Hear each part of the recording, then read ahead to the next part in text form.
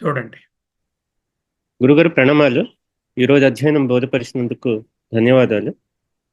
సభ్యులకు ఎవరికైనా ఏమైనా సందేహాలు ఉంటే ముందుకొచ్చి అడగండి. నమస్తే సార్. చెప్పండి. అదృష్టం అంటే మరొకసారి చెప్పాలి. ఏదండి? అదృష్టం మిగతాన్ని అర్థమై దృష్టి. దృష్టి అంటే కన్ను చూసేది, చూపు. దృష్టి. దృష్టం చూడబడేది. చూడబడేది. అవును. అదృష్టం చూడబడలేనిది. చూడబడనిది. అదృష్టం అంటే మనం అనుకుంటే లక్ అని కాదు. ఎల్యూసికే లక్ కూడా అదృష్టమే. మన కంటికి కనపడకుండా వచ్చేదని అదృష్టం అంటాం. ఇక్కడ దృష్టం what is perceivable by the sense of sight. Okay. అదృష్టం what cannot be perceived by the sense of, కంటితో చూపుతో తెలుసుకోలేనటువంటి. చూపు అనేది ఉపలక్షణం కాబట్టి ఇతర జ్ఞానేంద్రియాలతో అని అర్థం. అదృష్టం అంటే not available for perception with any one of the జ్ఞానేంద్రియ. పంచ జ్ఞానేంద్రియములతో దేనితోనూ తెలియరానటువంటిది అని. అంతేనా? ఇంకేదో చెప్పినట్టున్నారు మీరు. అంటే మీరు స్లైడ్ లో ఇంకేదైనా చెప్పినట్టున్నారు, ఇంకేదో చెప్పారు. అదే చెప్పాను. అంతేనా? అలా అయితే అర్థమైంది సార్. అలా అయితే అర్థమైంది సార్. జ్ఞానేంద్రియాలతో తెలియదు, ఏ జ్ఞానేంద్రియాలతోటి తెలియంది అని. ఏ జ్ఞానేంద్రియాలకు తెలియనటువంటిది అన్నదే అదృష్టం. అర్థమైంది సార్. నమస్తే సార్. చూపిస్తాను ఆ స్లైడ్ చూడండి. అదృష్టం అంటే ఏమిటి రాస్తుంది అక్కడ స్లైడ్ లో? కంటికి కనపడదు, అదే అన్ని జ్ఞానేంద్రియాలు చెప్పుకోవాలి, కన్ను ఉపలక్షణం అని రాస్తుంది. ఇంకా ముందే ఏదో చెప్పారు, అందుకని నేను ఏమిటో నేను మిస్ అయిపోయినామో. అదే చెప్పాను. అగ్రాహ్యం అంటే కర్మేంద్రియాలకు పట్టుబడదు అని అన్నాను. అదే కాదు, ముందే అవ్యవహార్యం అనేది కొంచెం వెనక్కి పెట్టుకోండి అన్నాను. అదృష్టం వెనకాల అవ్యవహార్యం ఉంది ఉపనిషత్తు. అవ్యవహార్యం కన్నా ముందు అగ్రాహ్యం చెప్పుకుంటే జ్ఞానేంద్రియాలు కర్మేంద్రియాలు చెప్తే రెండింటికి దొరకదు కాబట్టి వ్యవహారం చేయలేమని చెప్పడం ఈజీ అవుతుంది. అవును, అది అర్థమైంది. అతః ఏవ అదృష్టం, ఇందువల్లనే ఇంద్రియ గ్రాహ్యం కాదు. ఎందుకు అదృష్టము? అది ఎప్పుడూ కూడా తెలుసుకునేటటువంటి విజ్ఞాత యొక్క జ్ఞాన స్వరూపమే గాని అది సవిశేష జ్ఞానం కాదు, దానికి లుప్తం కాదు. అంటే అన్ని సవిశేష జ్ఞానాలకు కనపడకుండా అంతర్లీనంగా వెనకాల ఉన్నటువంటి నిర్విశేష జ్ఞానం కాబట్టి అది ఇంద్రియాలకు దొరకదు. అతః ఏవ అదృష్టం. ఆ మాట అడిగాను సార్, ఇప్పుడు అర్థమైంది. అతః ఏవ అదృష్టం ఎందువలన? ఇంద్రియ గ్రాహ్యము కాదు కనుక, సర్వదా వెనుకనున్న అధిష్టాన చైతన్యము కనుక. అధిష్టాన చైతన్యం అధిష్టాన చైతన్యము కాబట్టి అది ఇటుపక్క ఉన్నటువంటి సవిశేష జ్ఞానాలతో తెలియబడే ప్రమేయాలాగా దొరకదు అంటున్నాడు. ఉన్నది కంటికి దొరుకుతుంది. కన్నుకు వెనకాల ఉన్నటువంటి, మనసుకు వెనకాల ఉన్నటువంటి నిర్విశేష జ్ఞానము కంటికి మనసుకు దొరకదు. దేనికి దొరకదు. ఎందుకంటే దీనికన్నా వెనకాల ఉంది కదా, అది దీన్నే అది ఇది చేస్తుంది. మనసో మనం అని చెప్పుకున్నాం కదా. అంటే ఇంకా అతహేవ అదృష్టం అన్నప్పుడు దానికంటే ముందు ఇంకేమైనా చెప్పి ముందు స్లైడ్ అనమాట. నహి విజ్ఞాతుర్ విజ్ఞాతేర్ విపరలోపో విద్యతే. విజ్ఞాతు అంటే తెలుసుకున్న వాని యొక్క విజ్ఞాతే తెలివికి అంటే నిర్విశేష జ్ఞానానికి లోపము లేకపోవుట వలన అని చెప్పాము. నిర్విశేష జ్ఞానం ఎలా తెలుస్తుంది? సవిశేషంగా తెలియదు కదా, అంచేత అతహేవ అదృష్టం. అదే దీని కంటిన్యూషన్ అది సార్, అర్థమైంది. అతహేవ అంటే ఆ పారాగ్రాఫ్ కంటిన్యూ చేస్తున్నారు. అదే నిర్విశేష జ్ఞానము సవిశేషంగా తెలియలేదనే నిర్విశేష జ్ఞానం అంటాం. కంటితో తెలియాలంటే సవిశేష జ్ఞానం అవ్వాలి. నిర్విశేష జ్ఞానం లుప్తం కాదు, అది నిర్విశేషం అని చెప్పాను కదా, అందువల్ల అదృష్టం. అర్థమైంది సార్. ప్రచారం రాస్తున్నారు ఆయన. అదే మీరు అంత వివరంగా చెప్పారు, నేను ఎక్కడో మిస్ అయిపోయాను వినడంలో. అర్థమైంది సార్. నమస్తే సార్. ఓకే. అదృష్టం అగ్రాహ్యం కాబట్టి అతః ఏవ అవ్యవహార్యం. బ్రహ్మతో don't try to do any transactions with Brahman. అది. హరి ఓం. చెప్పండి. ప్రమేయత్రయ అతీతము అన్నది బాగా వివరంగా చెప్పి ఉన్నారు. ప్రమాతృత్రయము అన్నది ఎక్కడ వచ్చిందో కొంచెం మిస్. చూడండి, ప్రమాతృ అంటే ప్రమాతృలు అంటే ఎవరు? తెలుసుకునేవాడు ఎవరెవరు? విశ్వడు తెలుసుకుంటున్నాడు, తేజస్సుడు తెలుసుకుంటున్నాడు, ఏమీ తెలియని సుషుప్తిలో వాడు ముద్దగట్టిన చైతన్యంతో ఇంకొకడు ఉన్నాడు. ఆ ముగ్గురిని నిషేధించాం కదా మరి సమష్టిలో. కాబట్టి అది ప్రమాత యొక్క అంటే విశ్వని యొక్క అనుభవాలు కాదు, తేజస్సుని యొక్క అనుభవాలు కాదు. అంటే విశ్వడు కాదు, తేజస్సుడు కాదు, నా అంతఃప్రజ్ఞాన బహిష్ప్రజ్ఞాన. కాబట్టి ప్రమాతృత్రయ విలక్షణ. ఇంకా ఎందరు ప్రమాతలు ఉన్నారు? సమష్టిలో మరో ముగ్గురు ప్రమాతలు ఉన్నారు. విరాట్ ఉన్నారు. విరాట్ హిరణ్యగర్భ బ్రహ్మ సమష్టి ఇంటెలిజెన్స్ ఉంది. తర్వాత సమష్టి కారణతత్వం ఈశ్వరుడు ఉన్నారు. వాళ్ళు ప్రమాతలే, వాళ్ళు కూడా కాదు. 3 వ్యష్టి ప్రమాతలు, 3 సమష్టి ప్రమాతలు. ఈ 6ంటికి విలక్షణమైనటువంటిది. ఈ సమష్టి లో ఉన్నటువంటి వ్యష్టిలో ఉన్నటువంటి అనేక జ్ఞానాలు ఏమున్నాయో అవన్నీ ప్రమేయాలు. ఆ ప్రమేయాలన్నీ కూడా ప్రపంచం అవుతుంది. సమష్టిగా చూస్తే ప్రపంచము, వ్యష్టిగా చూస్తే నా అనుభవం, ఒక్కొక్క ఆబ్జెక్టు. ఈ ఆబ్జెక్టులు కావు, అన్ని ఆబ్జెక్టులు కలిపిన ప్రపంచత్రయము కాదు అంట. 3 అక్కడ ఉంది. సమష్టి దగ్గర 3 ఏమిటి? విశ్వ, తేజస, ప్రాజ్ఞ కాదు. వ్యష్టి దగ్గర సమష్టి దగ్గర విరాట, హిరణ్యగర్భ, ఈశ్వరుడు. వాళ్ళు ప్రమాతలే. ఎందుకంటే వాళ్ళు తెలుసుకుంటున్నారుగా, ఇవన్నీ సర్వజ్ఞుడు కదా ఈశ్వరుడు. అన్ని జ్ఞానాలు ఆయనకు తెలుస్తున్నాయి. హిరణ్యగర్భ అంటే జ్ఞాన స్వరూపము. అది కూడా తుర్యం అనేది దానికి అతీతంగా ఉన్నది. వాళ్ళల్లో సమష్టిలో చెప్పిన దాన్ని ప్రమేయాన్ని ఏమంటాం? ప్రపంచం అంటాం. మనకి తెలిసిన దాన్ని ఆబ్జెక్ట్ అంట. ఎన్ని ప్రపంచాలు ఉన్నాయి? స్థూల ప్రపంచము, సూక్ష్మ ప్రపంచము, కారణ ప్రపంచం. స్థూల ప్రపంచం అంటే ఏమిటి? కొండలు, బండలు, ఇవన్నీ స్థూల ప్రపంచం. సూక్ష్మ ప్రపంచం అంటే ఏమిటి? ఇదిగో Airtel signals, gamma rays, infrared rays, గురుత్వాకర్షణ శక్తి, ఇవన్నీ కనిపిస్తున్నాయా? కనపట్టలేదు. కానీ ఉన్నాయా లేదా? ఉన్నాయి. అంటే సూక్ష్మాలు. అది సూక్ష్మ ప్రపంచం. కారణం సూక్ష్మ ప్రపంచం లేదని ఎలా అంటారు? సూక్ష్మ జీవులే ఉన్నాయి, కంటికి కనపడిన. ఈ టేబుల్ మీద ఇలా అంటే ఇగో 20 ఉంటాయి. మైక్రోస్కోప్లో పెడితే సూక్ష్మం. అవన్నీ not visible to the I. సూక్ష్మ మీన్స్ ఇంద్రియ అగ్రాహ్యము సూక్ష్మం. కానీ ఉన్నాయి, ఇంద్రియ అగ్రాహ్యమైన ఉన్నాయి అంటే సూక్ష్మము. ఫర్ ఎగ్జాంపుల్ ఎయిర్టెల్ సిగ్నల్స్, కామారేస్, తర్వాత ఫోటాన్ ఎమిషన్స్, లైట్లోంచి ఫోటాన్స్ ఎమిట్ అవుతున్నాయి. మనకు లైట్లో కనపడటం లేదు. అదేది యాక్సలరేషన్ డ్యూ టు గ్రావిటీ ఉంది. అందుకే నేను పరిగెడుతున్నా, నడుస్తున్నా, పడిపోకుండా ఉన్నాను. ఇవన్నీ మనకు తెలియటం లేదు, ఉన్నాయి కానీ తెలియట్లేదు. అవన్నీ సూక్ష్మమైనటువంటి సమష్టి విజ్ఞానం ప్రపంచం. అది అంటే 3 స్థూలమైనవి, 3 సూక్ష్మమైనవి, 3 ప్రమాతలు, 3 ప్రమేయాలు. అంటే 12ంటిని నిరాకరించాం ఇప్పటికి. చాలా బాగుంది, చాలా చక్కగా చెప్పారు. ప్రమాతృత్రయ, ప్రమేయత్రయ, వ్యష్టి రూప, ప్రమాతృత్రయ, ప్రమేయత్రయ ఆర్ ప్రపంచత్రయ సమష్టి రూప విలక్షణ అని చెప్పుకోవాలి. రెండిట్లోనే పెట్టుకుంటున్నారు. సమష్టిలో ప్రమేయం మనం ప్రపంచం అంటాం. వ్యష్టి దగ్గరికి వచ్చరికి ప్రమేయం అంటాం, వస్తువు అంటాం. అక్కడ ప్రపంచం అంటాం. 3 ప్రపంచాలు, 3 రకాలైనటువంటి సవిశేష జ్ఞానాలు, 3 రకాలుగా తెలుసుకునే విశ్వతేజస ప్రాజ్ఞులు, 3 రకాలుగా సమష్టిని నడిపిస్తున్న హిరణ్యగర్భ, విరాట్, ఈశ్వరులకు అతీతమైనటువంటి, వాళ్ళకే వెనకాల ఎంపవర్ చేస్తున్నటువంటి, దేని సన్నిధిలో అయితే ఈ 12 వాటి కార్యక్రమాలు నడుపుతున్నాయో, ఏదైతే చేస్తున్నా చేయదో, చూస్తున్నా చూడదో, తెలుస్తున్నా తెలియదో, నోయరు కాదో అదే తురియం. విభజించదో అది ఏదైతే ఎప్పుడూ మారదో, మారే ఈ సకలమునందు మారకుండా ఉన్న ఏకైక తత్వం ఏదో అదే తురియము. అది ఎక్కడో వేరే లేదు, అది నీవే, అంతటా ఉంది. చాలా చక్కగా చెప్పారు, ధన్యవాదం. ఈ ఒక్క ఉపనిషత్తులోనే అవ్యవహార్యం అన్న మాట వస్తుంది.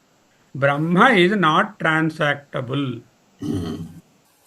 What we try to do transaction with God. అజ్ఞాన స్థితిలోనే, అదే లౌకిక కోరికలతో వ్యవహారం, కోరికలు. ఎదురుకుండా ఉన్న ఆయనకి ఎలాగో ఇన్ఫ్లుయెన్స్ చేసి నీకు 100 రూపాయలు ఇస్తాను, ఈ పని చేసి పెడతావా అని అడిగిన లెవెల్లో నీకు 10,000 ఇస్తాను, నాకు ఇది పని చేయని ఆయనతో కామర్స్ చేస్తాను. బాగుంది, ధన్యవాదాలు, ప్రణామం. Back to Raghu. ఈ రెండు చాలా గట్టిగా తెలియాలి. ఈ ఫస్ట్ ఉన్నది అంతఃప్రజ్ఞ బహిష్ప్రజ్ఞ. అక్కడ నా ప్రజ్ఞం నా ప్రజ్ఞాన ఘనం అన్న వాటికి వ్యత్యాసం తెలుసు. నా ప్రజ్ఞాన ఘనం అంటే సుషుప్త అవస్థలో ఉన్నటువంటి ముద్ద కట్టిన బీజావస్థలో ఉన్నటువంటి స్థితి కాదు.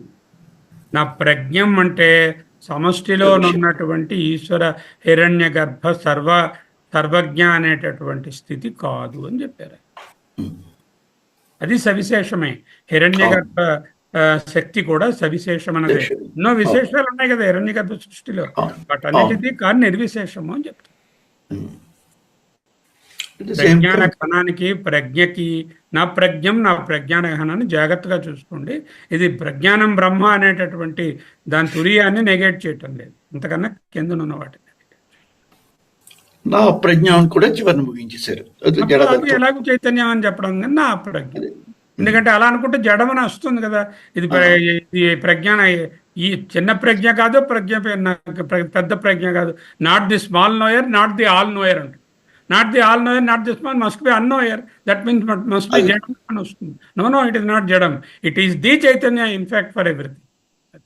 అది డౌట్ పెట్టుకోకు అని వెంటనే నా ప్రజ్ఞం అని చెప్పి, అంటే this or I am neither the small knower nor the all knower. All knower అంటే హిరణ్యగర్భ బ్రహ్మ, స్మాల్ నోయర్ అంటే యుగేశ్వరం ధర్మ హిరణ్యగర్భ బ్రహ్మ.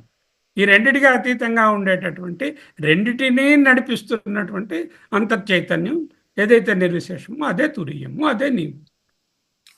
ఏకాత్మ ప్రత్యేసారం. ఇంకా నెక్స్ట్ క్లాస్ ఈ ఒక్క మంత్రం చాలండి నిత్యాసనం చేసుకుని దీని మీద నిలబడగలిగింది. చాలా చక్కగా చెప్తున్నారు.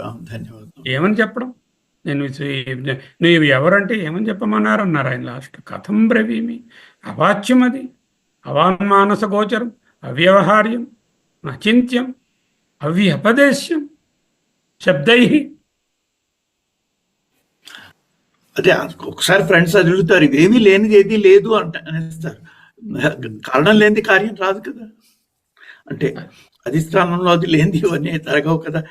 ఆ త్రాడు లేనిది పాము అన్న మిద్ది తరగదు కదా. శబ్ద ప్రవృత్తి నిమిత్తాన్ని అని చెప్పుకున్నాం కదా. శబ్ద ప్రవృత్తి నిమిత్తములు ఏవి ఇక్కడ పనిచేయవు.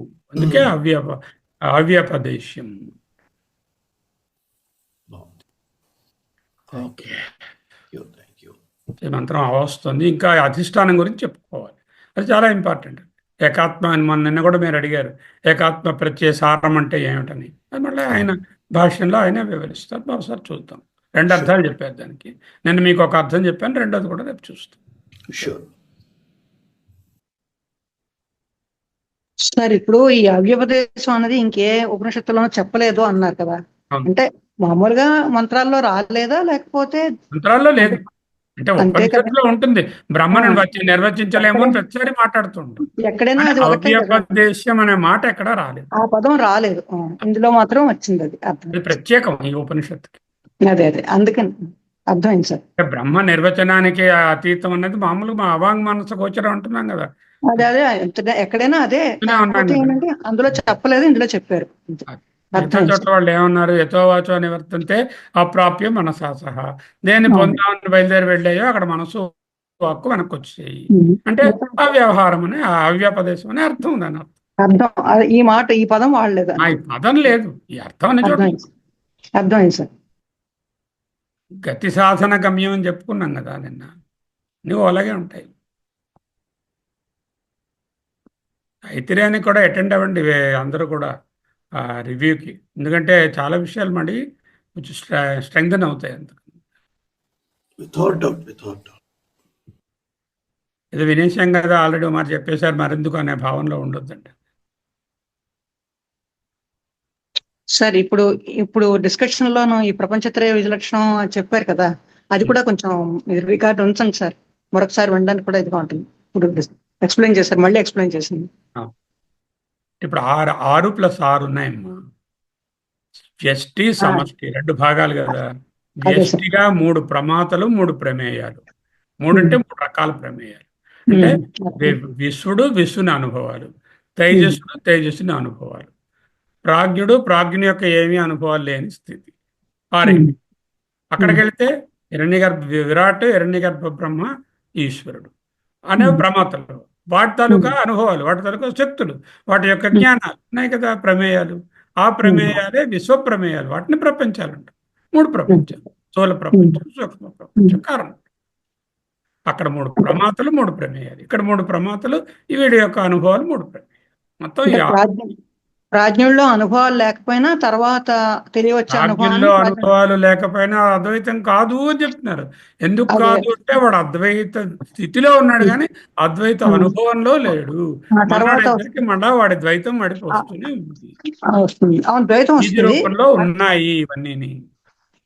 అనుభవాలు అంటే అది కూడా తర్వాత తెలుస్తుంది కాబట్టి అది అనుభవం. అది అనుభవంలోకి అనుభవం. వస్తున్నది కదా, మళ్ళీ పొద్దున్న మళ్ళీ అనుభవం సుషుప్తి తెలుస్తోంది, అనుభవంగా తెలుస్తోంది. తర్వాత సుషుప్తిలోంచి లేచాక జాగ్రత్త అనుభవాలు మళ్ళీ వస్తున్నాయి, పుటకరిస్తున్నాయి. బీజావస్థలో ఉండాలి, కారణావస్థ లేకపోతే పొద్దున్న ఎలా వస్తాయి? అద్వైత అనుభవము, అద్వైత స్థితి అయిన సుషుప్తి ఒకటి కాదు. ఎందుకు కాదు ఇప్పుడు చెప్పాం. అటువంటి ఇంకేమైనా ఉన్నాయా? సమాధి, ధ్యానము, అనస్థీషియా, మత్తు పదార్థాలు సేవించిన స్థితి, వాటిలో ఏమీ తెలియదు. ఇటు విష్ణుని అనుభవాలు, తేజస్సుని అనుభవాలు ఏమి ఉండవు, కానీ బీజ స్థితిలో అన్నీ ఉంటాయి. అది అద్వైతం కాదు. కొంచెం సేపు తెలియదు అంతే. తెలియదు. అది తాత్కాలికంగా తెలియనట్టుగా ఉంటుంది కానీ ఆ లోపల ఉండనే ఉన్నాయి. కాబట్టి అది అద్వైత అనుభవం కాదు, అది అద్వైత స్థితి మాత్రమే. అంచేతే ఈ వేదాంతం స్ట్రాంగ్ గా సమాధి ఈజ్ నాట్ ఈక్వల్ టు ఆత్మజ్ఞానాన్ని పదే పదే నొక్కి చెప్తుంది. సమాధి జ్ఞానం, సుషుప్తి. సుషుప్తికి సమాధికి భేదం ఏమిటి? సుషుప్తిలో న్యాచురల్ గా ఇంద్రియాలు విత్డ్రా అయిపోతున్నాయి, సమాధిలో ఫోర్స్ఫుల్ గా వాటిని విత్డ్రా చేస్తున్నారు. అంతే డిఫరెన్స్. సార్ కొంచెం ఇంట్రడక్షన్ మిస్ అయ్యాను కానీ మళ్ళీ చెప్పారు కాబట్టి అర్థం చేసుకోగలిగాను. ఎందుకు చాలా ఇంపార్టెంట్, చాలా చాలా ఇంపార్టెంట్ అని అనిపించింది ఇవాళ క్లాసు. ఎందుకంటే మనం 3 భాగాలుగా విభజించుకుని 7వ మంత్రం చెప్పుకుంటున్నప్పుడు సో క్రూషియల్ మంత్రాలే. కాకపోతే మీరు ఇన్ డెప్త్ చెప్పారు బిగినింగ్ లో. ఇవాళ ఒకసారి వీడియో వింటానండి. విన్న తర్వాత డౌట్స్ ఉంటే నెక్స్ట్ క్లాస్ లో అడుగుతాను. అర్థమైనంత మటుకు విన్నంత మటుకు నాకు అర్థమైందండి. తర్వాత వాళ్ళు అడిగిన మిగతా సభ్యులు అడిగిన డౌట్స్ మీరు క్లియర్ చేశారు కాబట్టి కొంచెం అవగాహన అయింది. Thank you sir. ఎవరికైనా సందేహాలు ఉంటే దయచేసి అడగండి. మూల్యమ్మా సార్, సుషుప్తిలో మూల విద్య అట్లానే ఉండడం వల్ల కదా సార్ ఇది మూలా విద్య అలానే ఉంది కదా, ఉంది కాబట్టి అది మూలా విద్య, తోలా విద్య చెప్పాం కదా. మూల విద్య, అవును తోలా సార్. విద్య అంటే చిన్నది అని అర్థం. తోలా అంటే ఒక పర్టికులర్ వస్తువు చుట్టూ ఆవరణ ఉంటుంది. ఎప్పుడైతే మీ తాలూకా చైతన్యం యొక్క ప్రతిబింబం, ఆ ప్రతిఫలించినటువంటి చైతన్యం చేతన ఆ వస్తువు దగ్గరికి వెళుతుందో ఆ వస్తువు మీద ఉన్న ఆచ్ఛాదన తీసేస్తుంది. అది తోలా విద్య పోతుంది. పోయి ఆ వస్తువు ఒకటే పికప్ అవుతుంది, అది మళ్ళీ వెనక్కి వస్తుంది. ఫలానా అని మీకు బుద్ధిలో తెలుస్తుంది. అది ఫలవ్యాప్తి. వృత్తి వ్యాప్తి మూలా విద్య పోవడము, ఫలవ్యాప్తి విషయం తెలియడం. మూలా విద్య అంటే నేను ఆత్మను అనేటటువంటిది కప్పిపడి ఉండడాన్ని మూలా విద్య అంటారు. సుషుప్తిలో మూలా విద్య పోలేదే. పోతే వాడికి పొద్దున మళ్ళీ ఈ ద్వైతం ఎలా వస్తుంది? రాదు కదా. ఆత్మ అమ్మాయి చెప్పింది చాలా, అమూల్య గారు చెప్పింది చాలా బాగా ఈజీగా చెప్పుకోవచ్చు. అలా అయితే అద్వైత స్థితి లేక సుషుప్తి అనేది మూలా విద్య నశించని కారణ రూపమైన తిరిగి అంకురించేటటువంటి తత్వము అంటే స్థితి. అది ఆత్మతత్వము కాదు, ఆత్మజ్ఞానం కాదు. అది ఆత్మజ్ఞానం అనేది జాగ్రత్తలోనే తెలుస్తుంది, సుషుప్తిలోను స్వప్నంలో తెలిసేది కాదు. ఆత్మజ్ఞానం అంటే మూలా విద్య కూడా నాశనమైన ఏ విధమైనటువంటి అన్యథా గ్రహణము లేని, అగ్రహణము కూడా లేని ఆత్మస్వరూప అనుభవం. Thank you sir. Thank you. There are 2 components, the variable component and the constant component. Our entire life focus is only on the variable component. Unfortunately, that is not what we are. We have to leave the variable component and pick up the constant component. మారేటటువంటి సకల విషయాలలో, సకల జ్ఞేయాలలో, జ్ఞాతలలో మారనటువంటిది ఒక్కటే ఉన్నది. చెప్పండి మీరు. హరి ఓం sir. అదే అంటే చాలా వింటే అంత అర్థమైంది సార్. తర్వాత డౌట్స్ క్లియర్ చేశారు, కానీ మేము మళ్ళా రిపీటెడ్ గా మాత్రం చూడవలసినంత అంటే వెయిట్ ఉన్న సబ్జెక్ట్ సార్. వెరీ మాత్రం చాలా మంచి సబ్జెక్ట్. ఇంకొక మజా కావా అందులో? మాండూక్యం మజా కావా? మాండూక్యం నిజంగా అలాగే ఉంది సార్. ఇది కానీ విన్నంతసేపు అంటే you made the subject very clear, no doubt sir. చాలా బాగుంది. వీళ్ళ డౌట్ల వల్ల కూడా మాకు చాలా అన్ని above said all very clear sir. చాలా ధన్యవాదాలండి సార్. నేను ఒక చిన్న విషయం మిమ్మల్ని అడగొచ్చా సార్? హలో. తప్పకుండా. మాకు అంటే ఈ క్లాస్ సరళ సంస్కృతంలో ఆ పద్యం కొరుకున పడలేదు సార్. ఎలాగా మాకు సోమవారం మీరు మళ్ళీ చెప్తారేంటి? విభక్తులు కొన్నే వచ్చాయి, కొన్ని రాలేదు. ఏ పద్యం అది చెప్పండి. కృష్ణుడిది ఉంది కదా, కృష్ణం అని. ఈ కృష్ణం అని ఇచ్చారు, అది మీరు ఒక్క నేను చూస్తున్నాను సార్. అదే ఏమిటది? కేశవ అని వస్తుంది అదే. అది అవునండి, అది పాయచన కేశవ ఆ పద్యమేనండి. ఇంకా రాసుకున్నాను. ఏవో కొన్ని వచ్చే రాలేదు. ఇది may not be the context, కానీ నేను సబ్మిట్ చేయాలి కదా, అందుకోసం. తప్పకుండా సంస్కృతం క్లాస్ లో చెప్పుకుందాం. అది సంస్కృతం క్లాస్ లో ఒక్క మారు అది మాకు చెప్తారు కానీ సార్.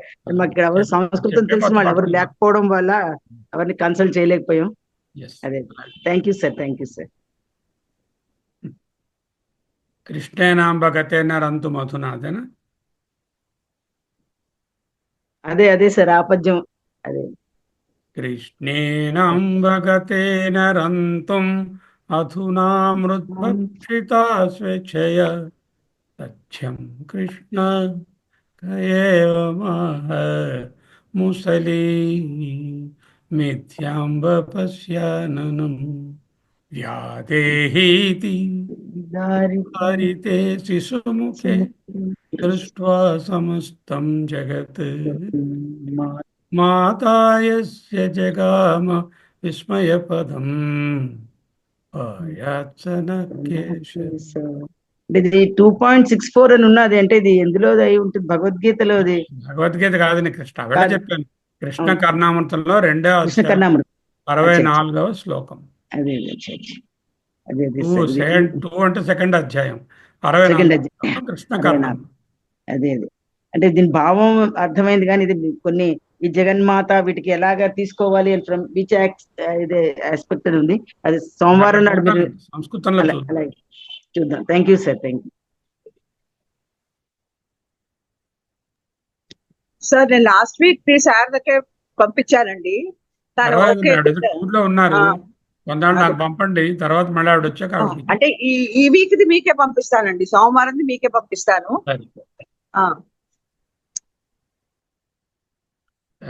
పర్సనల్ టూర్ లో ఉన్నారు ఆవిడ. ఇంకేం సందేహాలు లేవు కాబట్టి శాంతి మంత్రం చదువుతాం గురుగారు. కరెక్ట్ అండి, బాగా సజెస్ట్ చేశారు. ఓం అసతో మా సద్గమయ తమసో మా జ్యోతిర్గమయ మృత్యోర్మా అమృతం గమయ. ఓం శాంతి శాంతి శాంతి. హరి ఓం.